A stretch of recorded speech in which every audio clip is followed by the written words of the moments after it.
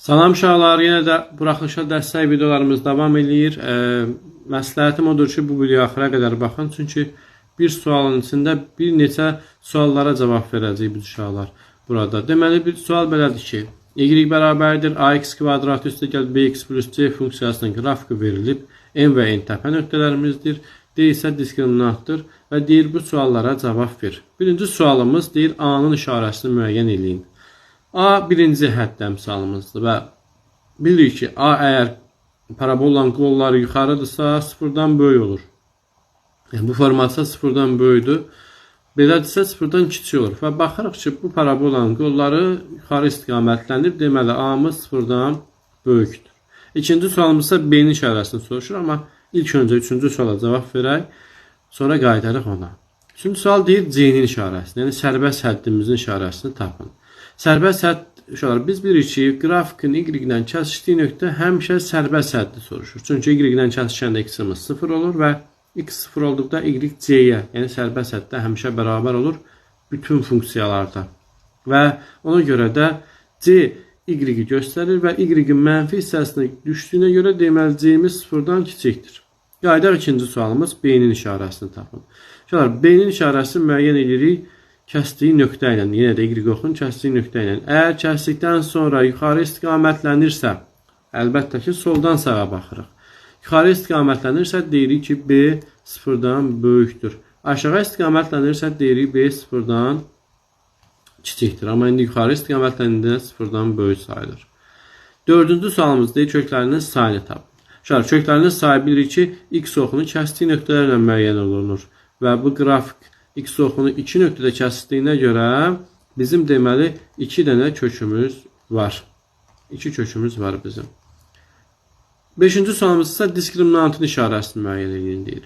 Uşaqlar, biz kvadratlik funksiyalarda tənliklərdən daha doğrusu bilirik ki, d sıfırdan böyük olarsa deyirik 2 kökü var.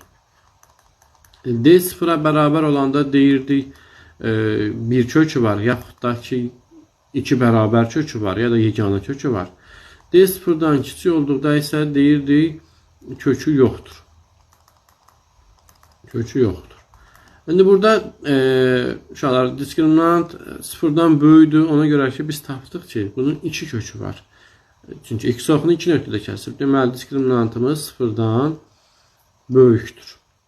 6-cı sualımız M-in işarəsini müəyyən edin. M burada qeyd edib ki, təpə nöqtəsinin x-ini göstərir. Və mən təpə nöqtəsi də bilirik ki, parabolanın əyildiyi nöqtədir. Təpə nöqtəsinin x-i də gedir x-in mənfi hissəsinə çıxdığına görə deməli M-imiz sıfırdan kiçik olur.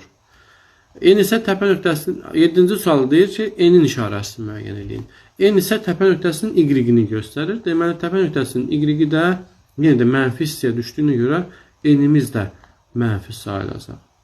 8-ci sual artma, 9-cu sual isə azalma aralığını tapın deyir. Birinci 9-cu suala baxaq. Uşaqlar, soldan sağa bilirik ki, əgər yuxarıdan aşağı düşürsə, bu azalma aralığıdır. Və görürük ki, mənfi sonsuzluqdan m-ə qədər bizim qrafikimiz azalıb. Deməli, funksiyamızda mənfi sonsuzluqdan m-ə qədər azalır. Artma aralığı isə m-dən başlayır, ta müsbət sonsuzluğa, soldan sağa baxdıqda yuxarı qalxırsa, onun artma aralığı sayılır. Deməli, 8-ci sualın cavabı m-dən başlayır, müsbət sonsuzluğa qədər artmış sayılır bizim funksiyamız. 10-cu sualımız deyir, təpə bucağı neçənci rübdə yerləşir? Rübləri adlandırsa, bilirik ki, bura birinci rübdür. Saat əqrəbinin əksinə gedirik, bura ikinci rübdür, bura üçüncü rübdür, burada dördüncü rübd sayılır. Və biz bilirik ki, təpə nöqtə dedik, bayaq qeyd eləmişdik ki, əyildiyi nöqtədir. Yəni, bax, bu nöqtə təpə nöqtədir və o da görürük ki, üçüncü rübə düşüb. Deməli, təpə nöqtənin düşdüyü rüb üçüncü rübdür. Gəlirik 11-ci sual. Tək funksiyadır, yoxsa cüt funksiyadır? Deməli, tək funksiya olsaydı əgər, mütləq bu koordinat başlanğıcına nəzərən simmetrik olmalıydı. Və koordinat başlanğıcına simmetrik, məsələn, baxın, belə olur, təxminən göstərsək. Bir qol belə gedirsə, digər qolumuz da koordinat başlanğıcına nəzərən, yəni 0-0 nöqtəsinə nəzərən simmetrik olmalıdır. Amma baxıram ki, bu simmetrik deyil. Deməli, tək funksiya deyil. Tək funksiyanın üzərindən xətt çəkirik. Keçirik, əgər cüt funksiya olsaydı, y oxuna simmetrik olmalıydı. Yəni məsələn bir qolumuz tutaq ki belə getsə, bax buradan göstərirəm. Belə getsə, digər qolumuz da onun simmetrik forması, yəni bu formada getməlidir ki, biz deyək ki bu cüt funksiyadır. Amma baxıram ki bu y oxuna da simmetrik deyil, deməli cüt funksiyada deyil. Yəni nəticə olaraq nə tək funksiya deyil, nə də cüt funksiya deyil. Təşəkkürlər.